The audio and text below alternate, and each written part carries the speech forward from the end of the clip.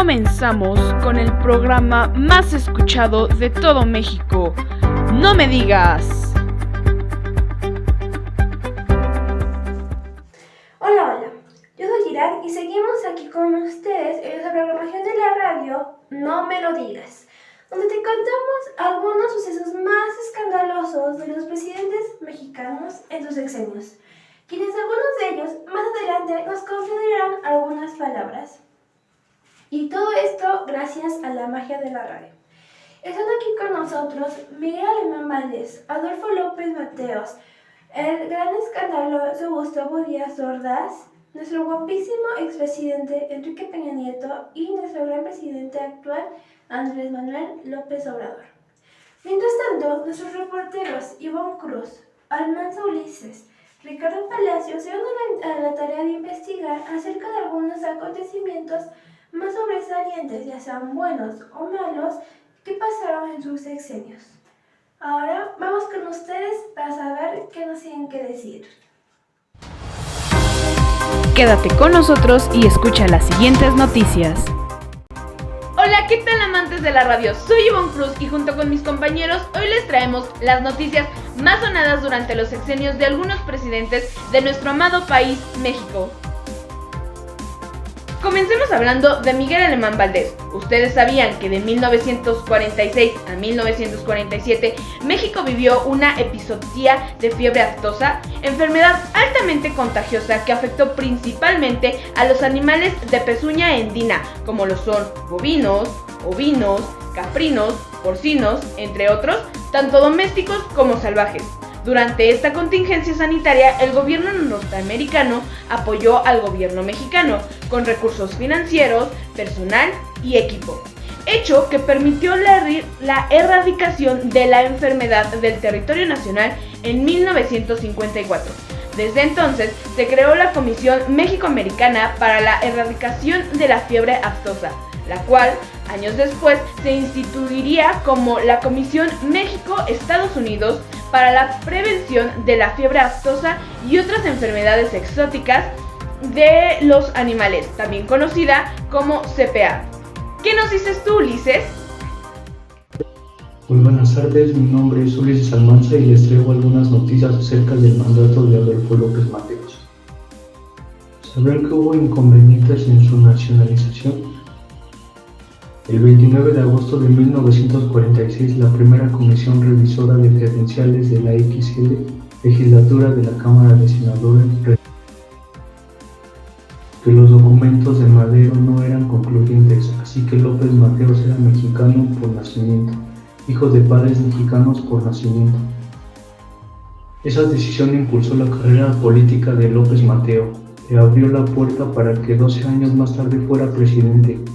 Sin embargo, en el dictamen, la comisión agregó un apartado muy interesante, suponiendo sin conocer dice dictamen que López Mateos hubiera nacido fuera del territorio nacional, se aplicara el artículo 1 de la Ley de Extranjero, naturalización del 28 de mayo de 1886, vigente cuando nació López Mateos, que dice que será mexicano todo extranjero que tenga un hijo mexicano y no desee conservar su nacionalidad anterior. O sea, la comisión le cubrió las espaldas a López Mateos reconociéndolo como mexicano y señalando también que sus padres lo eran, aunque no hubieran nacido en el país. En otras noticias, López Mateos rompió relaciones diplomáticas con Guatemala debido a un ataque aéreo de esta nación hacia México. Una flotilla de aviones del ejército guatemalteco acribilló a unas embarcaciones de pescadores, originando la muerte de 5 de ellos. Por esta acción, México estuvo a punto de declarar la guerra a Guatemala. También el 25 de febrero de 1959 estalló la huelga ferrocarrilera por mejores condiciones de trabajo. La respuesta del presidente López Mateos no se hizo esperar más y más de 9,000 ferrocarrileros fueron despedidos y centenares fueron asesinados y encerrados en prisión. Fue la primera manifestación de un gobierno que se cerraba a otras expresiones que no provinieran de las alianzas del Partido Revolucionario Nacional. ¿Qué más nos tienes que compartir, Ricardo? Hola, ¿qué tal? Mi nombre es Ricardo Palacios y como podrías olvidar al presidente más estricto que ha tenido México. Así es, estamos hablando de Gustavo Díaz Ordaz. ¿Cómo olvidar el terrible suceso que puso de luto todo el país? Así es, estamos hablando de la fecha en agosto de 1968. 500,000 estudiantes organizaron protestas contra el gobierno en la Ciudad de México. El Consejo Nacional de Huelga, CNH, formularon un petitorio encerrado en demandas, entre ellas la libertad de todos los presos políticos, la disolución del cuerpo policial antimotines, conocido como granaderos, y la derogación de las leyes que penalizan actos de subversión y traición y desorden.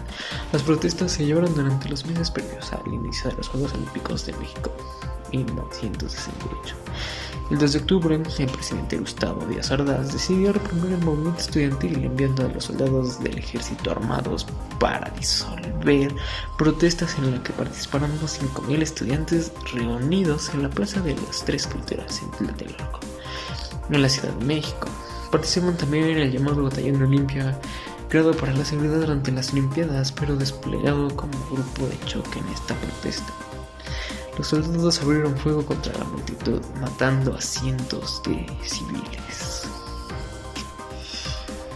Pero todo esto no impidió que se llevaran a cabo los Juegos Olímpicos. Los Juegos Olímpicos de México en el 68, oficialmente conocidos como los Juegos de la 19ª Olimpiada, fueron un evento multideportivo internacional celebrado en Ciudad de México entre el 12 y el 27 de octubre de 1968. Los Juegos de México fueron los primeros organizados por un país en vías de desarrollo, por una nación hispanohablante, y los primeros realizados en Latinoamérica. Fueron también los terceros celebrados en otoño y los primeros con controles antidopaje y de sexo. Además, hizo su aparición la Olimpiada Cultural. Estados Unidos fue el contingente olímpico más exitoso al obtener 107 medallas. Individualmente, Vera Calzabasca y Miguel Boronin, ambos gimnastas, fueron los atletas más condecorados. Bob Beacon realizó el salto del año 2000 y Dick Fosbury creó una innovadora técnica llamada Fosbury Blob. Sin duda, eventos muy importantes y distintos a la vez. El año siguiente, el 22 de diciembre de 1969, cuando el presidente Gustavo Díaz Ordaz publicó el decreto por el cual se reformó el artículo 34 constitucional y se otorgó la ciudadanía a los jóvenes mexicanos al cumplir los 18 años. Con ello, el nuevo texto del artículo 34 se leía: son ciudadanos de la República los varones y las mujeres que, teniendo la calidad de mexicanos, reúnan además los siguientes requisitos: haber cumplido 18 años y tener un modo honesto de vivir. Desgraciadamente, fue un mandato lleno de represiones y muerte. Pasando a otras noticias y adelantando algunos años, hablemos acerca de uno de los presidentes más amados y odiados a la vez, conocido como el presidente de las reformas, Lord Peña, y catalogado como uno de los mandatarios más guapos del mundo. Ya adivinaron quién es, así es, hablaremos de Enrique Peña Nieto. Recordemos el famoso caso de Ayotzinapa. Unos 43 estudiantes mexicanos de la Escuela Normal Rural de Ayotzinapa, la ciudad de Iguala del estado de Guerrero Suroeste, desaparecieron entre el 26 y 27 de septiembre del 2014 tras ser interceptados por la policía municipal mientras se trasladaban en autobuses hacia una manifestación. Peña Nieto prometió que habría justicia y se pegó a la versión de la Procuraduría General de la República, PGR, quien aseguró que los jóvenes fueron incinerados por un grupo delincuencial. Durante las investigaciones detuvieron a más de 100 personas. Sin embargo, más de la mitad de las acusaciones no continuaron por falta de elementos. Tras 4 años del hecho, organismos como la Oficina en México del Alto Comisionado de las Organizaciones de las Naciones Unidas, ONU, para los Derechos Humanos presentó un informe que denuncia irregularidades en la investigación de la PGR. Las detenciones habrían sido ilegales debido a que se llevaron a cabo sin orden de aprehensión y sin que se hubiera cumplido uno de los requisitos legales para poder detener a alguien sin dicha orden, refiere el documento. También hablemos acerca de su administración. El gobierno de Enrique Peña Nieto gastó más de 800 millones de pesos para intentar atender el problema del sargazo en costas mexicanas. Sin resultados positivos, dio a conocer la Secretaría de Marina Armada de México, la SEMAR.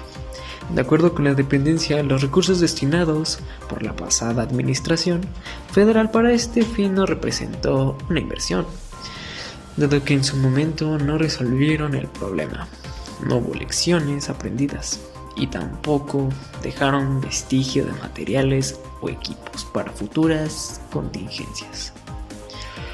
Tras subrayar que cada vez el esfuerzo para esta tarea es comenzando desde cero, en un informe difundido en medios resaltó que si a esos montos se agregaran los gastos realizados por los concesionarios, la cifra podría rebasar con mucho los 1,000 millones de pesos.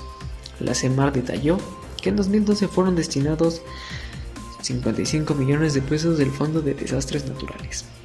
Así es, hablamos de la FONDEN, que se suman a los 176,000 millones de pesos de esa misma partida ejercidos en 2013. Refirió que para 2015 el FONDEN aportó 150 millones y el Fondo Nacional de Fomento al Turismo, FONATUR, otros 30 millones, mientras que en 2017 los gobiernos federal y de Quintana Roo aportaron 57 millones de pesos. Para combatir el problema, la Secretaría de Marina precisó que en 2018 la cifra se elevó hasta 333 millones de pesos, de los cuales 222.5 millones fueron entregados por el gobierno de Quintana Roo, 62,57 millones a través del FONDEN y 48 millones por los municipios afectados. En el último año del gobierno pasado, los recursos fueron utilizados para apoyar el esfuerzo de limpieza de playas y municipios costeros. Y aunque la mayor parte del presupuesto fue usado para la renta de 27 kilómetros de barreras de contención de hidrocarburos, no arrojaron los resultados esperados. Abundó. ¿Algo más que nos quieras compartir, compañera Ivonne?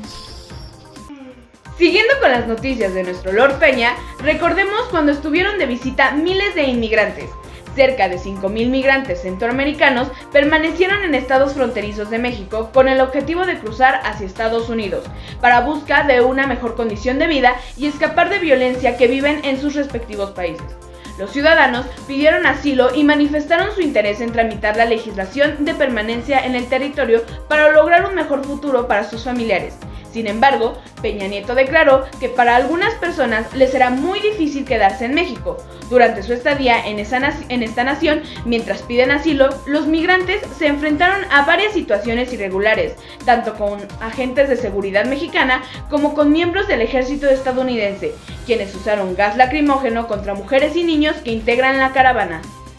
En otras noticias, el exdirector de la petrolera estatal mexicana, Emilio Lozoya, acusó al expresidente Enrique Peña Nieto y a uno de sus más cercanos colaboradores de orquestar una operación de sobornos y desvío de recursos para financiar parte de su campaña presidencial y aprobar una histórica reforma energética que abrió el sector a empresas extranjeras.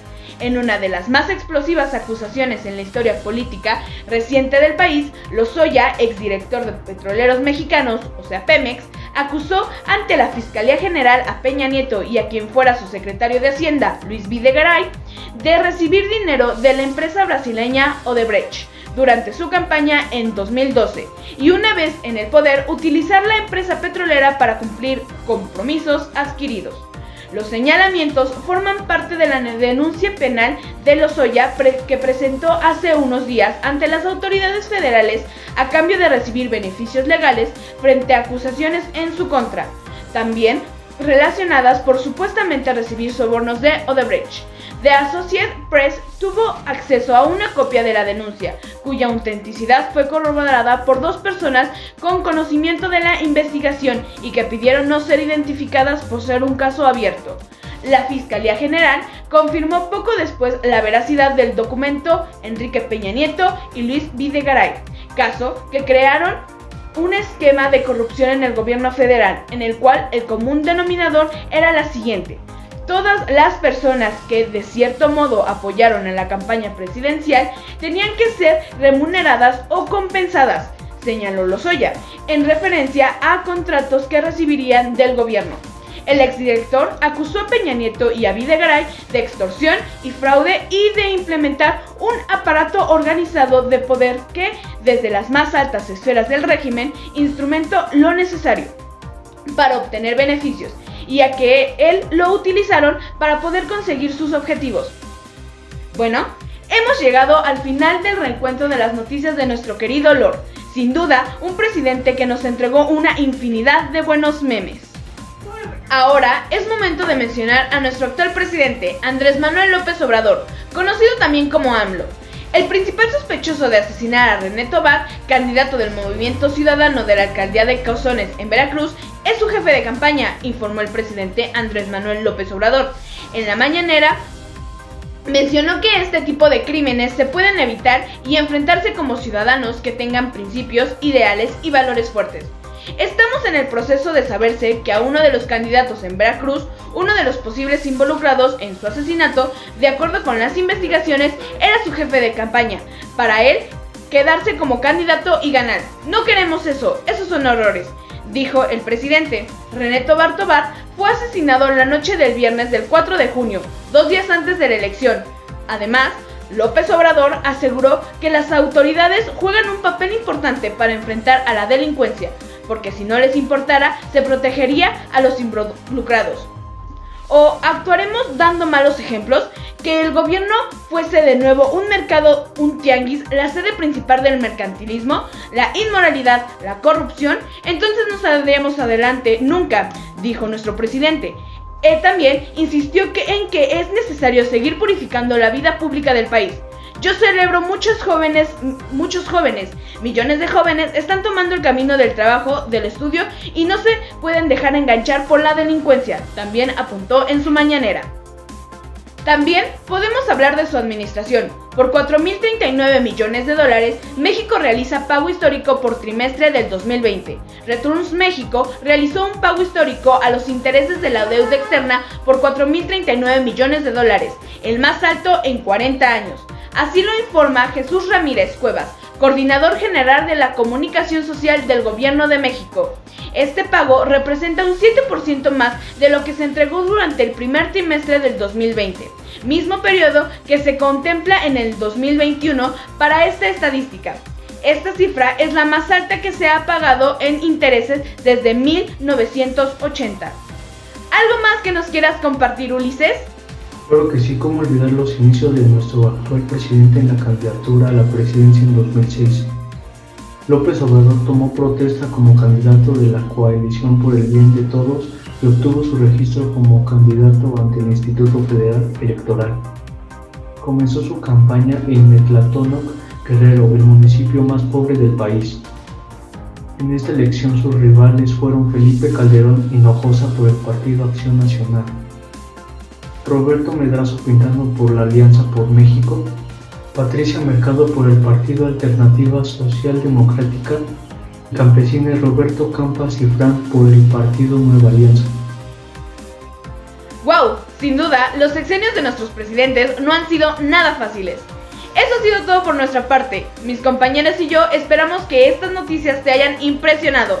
Regresamos con ustedes, Irán y César. Continúe escuchando Radio No Me Lo Digas, porque recuerda, la radio no finaliza cuando termine el programa. Regresamos.